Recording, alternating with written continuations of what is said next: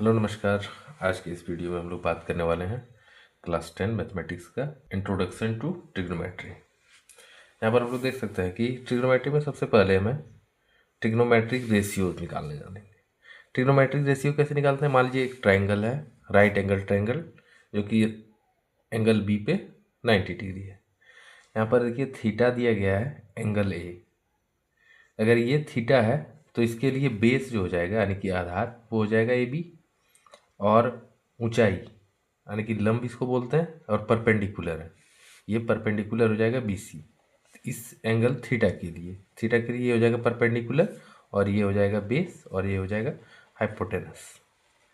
और अगर angle C की बात करें, अगर इसको हम लेते हैं इस एंगल को, तो इसके लिए बी सी ये लाइन हो जाएगा आधार यानी कि बेस, और ये ए बी हो जाएगा परपेंडिकुलर।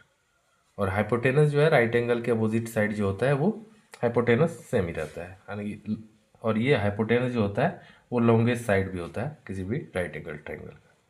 तो सबसे पहले देखते हैं हम लोग ट्रिग्नोमेट्रिक रेशियोज में साइन थीटा। इसका फॉर्मूला होता है परपेंडिकुलर बाय हाइपोटेनस। परपेंडिकुलर यहाँ पर देख सकते हैं कि इस थीटा एंगल के लिए परपेंडिकुलर कौन सा होगा? बी सी, और हाइपोटेनस हो जाएगा ए सी, यानी कि पी बाई एच। इसको हम लोग लिख सकते हैं कि परपेंडिकुलर की जगह पर बी सी, और हाइपोटेनस के स्थान पर हम लोग ए सी लिख सकते हैं। आगे हम लोग जानेंगे कॉस थीटा। कॉस थीटा का होता है formula base by hypotenuse. Base इसके लिए देखिए ए बी है, और बाय हाइपोटेनस ए सी। तीसरा है टेन थीटा, इसका होता है परपेंडिकुलर बाय बेस। और अगला आता है चौथा number cosec theta. Cosec theta जो होता है वो साइन थीटा का उल्टा होता है। तो मान लीजिए साइन थीटा का है परपेंडिकुलर बाय हाइपोटेनस, तो कोसेक थीटा का हो जाएगा hypotenuse by perpendicular H by P. आगे है सेक थीटा। सेक थीटा का कॉस थीटा का उल्टा होता है सेक थीटा। कॉस थीटा का है बेस बाय हाइपोटेनस, तो सेक थीटा का हो जाएगा हाइपोटेनस बाय बेस। और कॉट थीटा जो होता है वो टेन थीटा का उल्टा। टेन थीटा का परपेंडिकुलर बाय बेस, तो कॉट थीटा का बेस बाय परपेंडिकुलर। आगे हम लोग जानेंगे रिलेशन बिटवीन ट्रिग्नोमेट्रिक रेशियोज।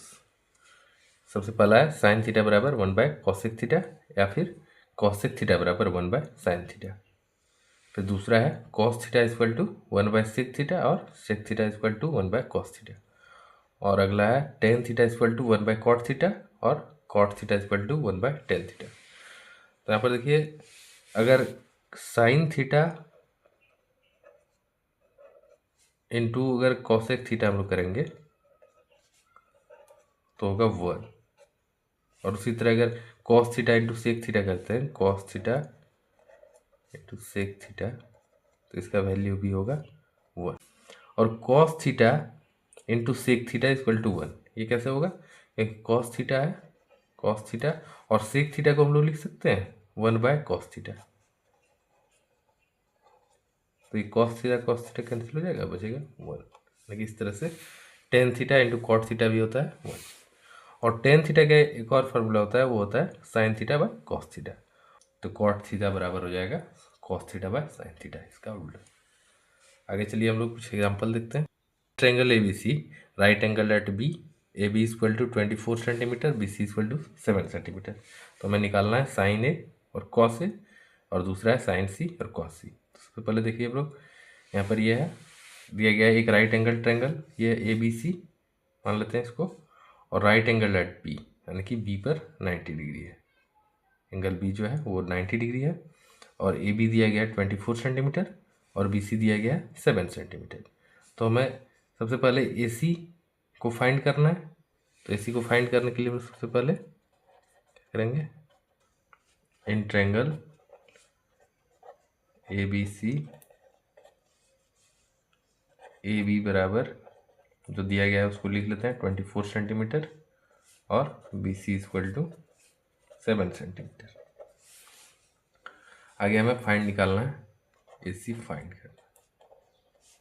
इसलिए हम लोग क्या करेंगे, सबसे पहले by Pythagoras theorem,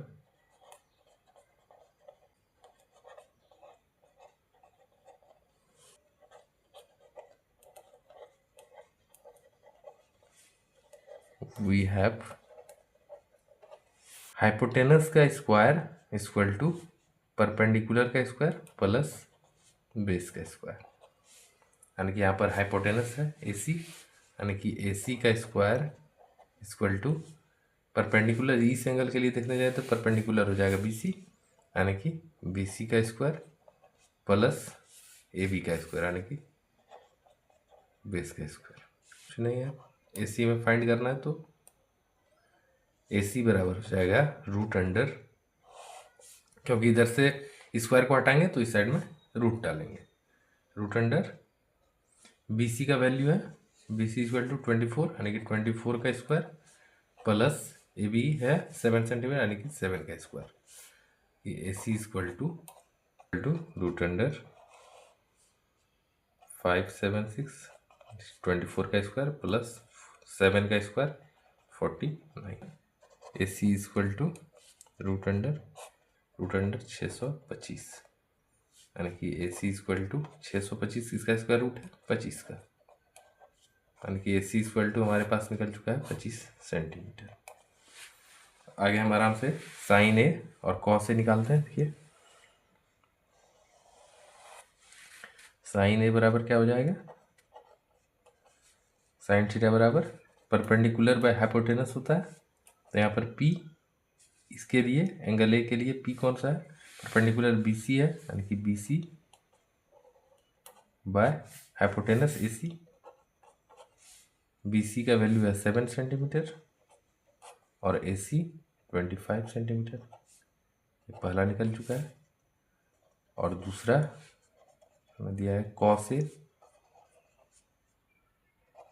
cos A का फॉर्मूला होता है बेस बाय हाइपोटेनस, यानी कि एंगल A के लिए बेस हो जाएगा AB, यानी कि AB बाय हाइपोटेनस AC।